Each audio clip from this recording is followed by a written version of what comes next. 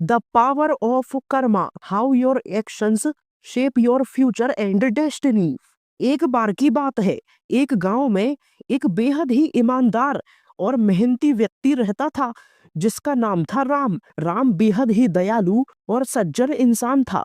वो हमेशा दूसरों की मदद करता था, सच्चाई का साथ देता था और बिना किसी लालच के हमेशा अच्छे कर्म करता था। लेकिन उसी गांव में एक और व्यक्ति रहता था जिसका नाम था श्याम।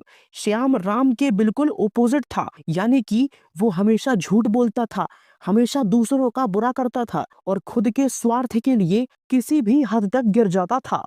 फिर धीरे धीरे समय बीता और एक दिन राम और श्याम दोनों की हालत अलग अलग हो गई। राम एक बेहद ही समृद्ध जीवन जी रहा था, जहां उसके पास पैसा, धन, दौलत, दोस्त, परिवार सब कुछ था।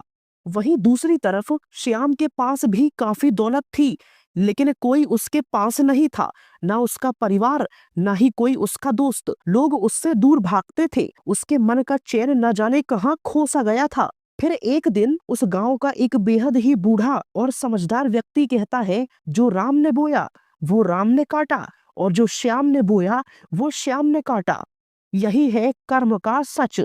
कर्म क्या है, समझने का असली तरीका। कर्म एक संस्कृत शब्द है जिसका मतलब है क्रिया या एक्शन। सिंपल भाषा में कहें तो जो आप करते हैं वही आपको मिलता है। जैसे आप एक पेड़ उगाने के लिए जिस तरीके का बीज डालेंगे, पेड़ भी वैसा ही उगेगा। अगर आम का बीज डालेंगे तो आम ही उगेगा। ठीक उसी तरह हमारे जीवन के कर्म भी होते हैं। जो हम करेंगे एक ना एक दिन वो हमारे पास वापस लौट कर आएगा। ये एक साइंटिफिक प्रिंसिपल है जिसे इंग्लिश में कॉज एंड इफेक्ट कहते हैं। कर्म के प्रकार, कौन सा कर्म आपका भाग्य बनाता है। चलिए समझते हैं कि कर्म के मुख्य 4 प्रकार कौन से होते हैं। नंबर 1, संचिता कर्म, पुराने जन्मों का लेखा जोखा। ये वो कर्म है जो आपने अपने पुराने जन्मों में किए थे, जो आज आपके जीवन को प्रभावित कर रहे हैं। एक लड़का पैदा होते ही अंधा था तो लोग उसे कहते थे कि ये भगवान का श्राप है, लेकिन एक ज्ञानी व्यक्ति ने कहा नहीं, ये उसके संचिता कर्मों का परिणाम है। उसने पिछले जन्म में जरूर किसी की आंखों को नुकसान पहुंचाया होगा और इसीलिए इस जन्म में ये अंधा पैदा हुआ है। नंबर 2, प्रारब्ध कर्मा, जो भुगतना ही पड़ेगा। एक सिकंदर द ग्रेट था जिसने पूरी दुनिया जीत ली थी, लेकिन सब कुछ जीतने के बाद भी उसे एक बीमारी ने इस तरीके से घेर लिया कि इतना पैसा, धन दौलत होने के बावजूद भी वो नहीं बच सका, क्योंकि ये उसकी डेस्टिनी में पहले से ही लिखा था। नंबर 3, आगामी कर्मा, ये वो कर्म है जो आज आप प्रेजेंट टाइम में कर रहे हैं और यही आपका फ्यूचर डिसाइड करेंगे। एक लड़का था जो गरीब था, लेकिन वो बेहद मेहनत किया, हमेशा सच्चाई के रास्ते पर चला और एक दिन बड़ा होकर वो बेहद ही अमीर आदमी बन गया। यही है आगामी कर्म का रिजल्ट। नंबर 4, क्रियामाना कर्म, ये वो कर्म है जो आज आप डिसीजन के तौर पर कर रहे हैं। आज आप जो भी निर्णय लेते हैं वो आपके फ्यूचर को डिसाइड करता है। आप शराब पीने का निर्णय लेते हैं या मेडिटेशन करने का, आप एक्सरसाइज करने का निर्णय लेते हैं या आलस करने का, ये सब कुछ आपका फ्यूचर डिसाइड करेगा। एक बार एक शिष्य ने अपने गुरु से पूछा, गुरुजी, क्या हम अपनी डेस्टिनी बदल सकते हैं? गुरु ने मुस्कुराते हुए उस शिष्य को एक छोटा सा पौधा दिखाया और कहा, ये पेड़ अभी छोटा है और हम जहाँ चाहे, जिस दिशा में चाहे इसे मोड़ सकते हैं, लेकिन अगर एक बार ये पेड़ बड़ा हो गया तो फिर इसे मोड़ना इम्पॉसिबल होगा। मतलब ये है कि जब हम छोटी गलतियां और अच्छे कर्म करते हैं तो हम उनका इम्पैक्ट कंट्रोल कर सकते हैं, लेकिन जब हम बड़ी गलतियों को बार बार रिपीटेडली करते हैं तो फिर उस वजह से हम एक ऐसे ट्रैप में फंस जाते हैं जहां से निकलना मुश्किल होता है। कैसे सुधारें अपने कर्म? इसके भी 4 तरीके हैं। पहला, जो भी आप सोचते हैं वही रियलिटी बनता है, इसीलिए सबसे पहले अपनी सोच को बदलो। अच्छा सुनो, अच्छा देखो, अच्छा बोलो और अच्छा करो। दूसरी बात, दूसरों को माफ करना सीखो। दूसरों से चिड़चिड़ापन, जलन की भावना या बदला लेने की भावना आपको पूरी तरीके से निगेटिव बना देती है। निगेटिविटी आपके अंदर कूट कूट के भर देती है। तीसरी बात, हमेशा सच्चाई और ईमानदारी के रास्ते पर चलिए। कुछ भी हो जाए, कोई कितनी भी लालच दे ले, कोई कितना भी मनाए, कोई कितनी भी जोर जबरदस्ती करे, अपने एथिक्स, अपने उसूलों के साथ खिलवाड़ मत कीजिए। नंबर 4, ग्रेटिट्यूड में रहिए। जो कुछ भी आपके पास प्रेजेंट टाइम में है उसके लिए थैंकफुल रहिए। जब आप ग्रेटिट्यूड फील करते हैं तो आपके कर्म ऑटोमेटिकली अच्छे होते हैं।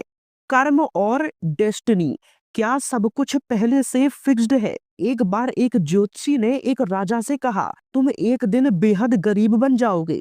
राजा को गुस्सा आया, लेकिन उसने उसे कुछ नहीं कहा और उसने सोचा कि मैं अपने कर्म बदलूंगा। राजा ने अपने कर्म बदले, उसने मेहनत की, गरीबों में पैसा दान किया, खूब धर्म पुण्य किया और कुछ सालों बाद वो राजा से एक महान सम्राट बन गया। वो ज्योतिषी के पास गया और बोला, देखो तुमने कहा था कि मैं गरीब बन जाऊंगा, लेकिन मैं तो आज भी इतना सफल हूँ। ज्योतिषी धीरे से मुस्कुराया और बोला, तुमने अपने कर्म बदल दिए तो डेस्टिनी भी ऑटोमेटिकली बदल गई ना।